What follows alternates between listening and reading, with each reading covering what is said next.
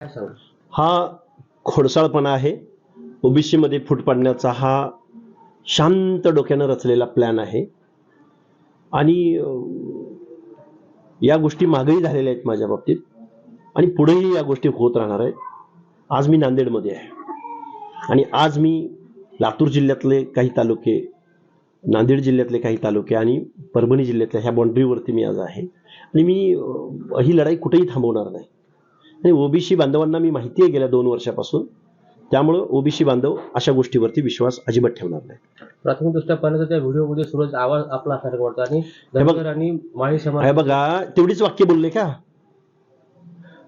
AI द्वारे इथल्या पंतप्रधानांना सोडलं जात नाही. अरे लक्ष्मण हाके तर रोज हजारो लोकांबरोबर संवाद साधणारा लक्ष्मण हाके एकदम कॉमन मॅन आहे आणि माझं पोटात एक आणि बोटात एक असं नाहीये. मी स्पष्ट वक्ता आहे. मी यशवंतराव होळकरांची औलाद आहे. समोर वार करणारा लक्ष्मण हाके आहे. लक्ष्मण हाकेला असल्या गोष्टी करायची गरज नाही. उरला प्रश्न माळी समाजाचा आणि भुजबळ साहेबांसंदर्भातला. भुजबळ साहेबांचा आणि माझा सकाळी संवाद झालेला आहे. माझ्या नेत्याची माझ्या पाठीवरची थाप ही हा लढा लढण्यासाठी अजून ऊर्जा प्राप्त करणारी आहे. मी माझ्या आयुष्यामध्ये मानलं कुणाला? महात्मा ज्योतिराव फुल्यांना मानलं. त्यानंतर मी वंदनीय स्वर्गीय हरी नरके साहेबांना मी आदर्श मानत आलो आणि मी आज रोजी छगनरावजी भुजबळांना मी आदर्श मानतोय.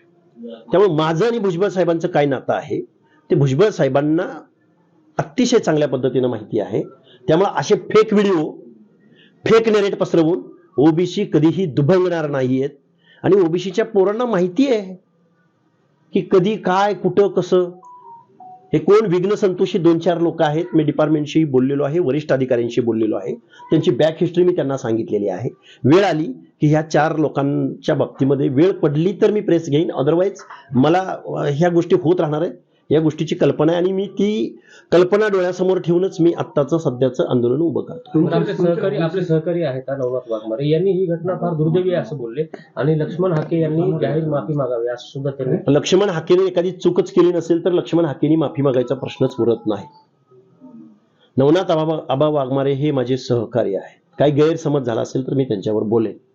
ही लढाई एकत्रित येऊन लढण्याची आहे आणि गेली 2 वर्ष झालं नवनाथ आबा वाघमारे असतील, मी असेल आणि आमचे ओबीसीचा न्यायालयीन लढा लढणारे मंगेशजी ससाणे असतील, आमचा अतिशय चांगला संवाद आहे. त्यामुळे आमच्यात काहीतरी भांडण आहे आणि भांडण लावून कोण जर ओबीसीचं आंदोलन थांबवू पाहत असेल तर नवनाथ वाघमारे ही गोष्ट सहन करणार नाही. ससाणेही. ओबीसी नेत्यामध्ये फूट पडते अजिबात नाही. आता काही सवालच नाही. आम्ही कोण नेते आहोत? आम्ही आंदोलक आहोत. नेते वगैरे वगैरे ते आमचा ओबीसी समाज ठरवेल. आम्ही सध्या आंदोलक आहोत. आम्ही काय राजकीय अँबिशियस किंवा आम्हाला कुठं मंत्रिपद घ्यायचं आहे, कुठं खासदारकी घ्यायची आहे, कुठं आमदारकी घ्यायची आहे आणि आम्हाला काहीतरी लाभ भेटणार आहे अशा मूर्खाच्या नंदनवनात वावरणारे आम्ही नाही आहोत. आम्ही ओबीसींच्या हक्क अधिकाराची भूमिका परखड भाषेमध्ये या महाराष्ट्रात मांडतोय. एवढंच. मुंबईमध्ये जरांगे पाटील 29 ऑगस्टला जाणार आहेत आणि आरक्षण घेतल्याशिवाय येणार नाहीत आणि तेही ओबीसीतूनच आरक्षण घेऊ असं. कोण आहेत जरांगे? जरांगे कोण राष्ट्रपती आहेत? कोण आहेत जरांगे? अटॉर्नी जनरल आहेत. पण त्यांनाही तो अधिकार नाही ना. एखाद्या कम्युनिटीला इन्क्लुजन करणं अथवा एक्सक्लुजन करणं आणि कायदेशीर करणं इथं न्यायिक व्यवस्था आहे. जरांगे कोण आहेत? जरांगे मोर्चाकडून आरक्षण भेटतं का? आंदोलन करून शिव्या देऊन आरक्षण भेटतं? मुख्यमंत्र्यांना रात्रंदिवस आईमाईवरनं शिव्या देऊन तुम्हाला आरक्षण भेटते असं तुम्हाला म्हणायचं आहे का? हे कायद्याचं राज्य आहे. इथं लोकशाही नांदते. इथं कायद्याप्रमाणे सगळ्या गोष्टी घडतात. त्यामुळं कायदेशीरच नाही ही मागणी. हा, बेकायदा तुम्ही काही उद्योग केलेले आहेत.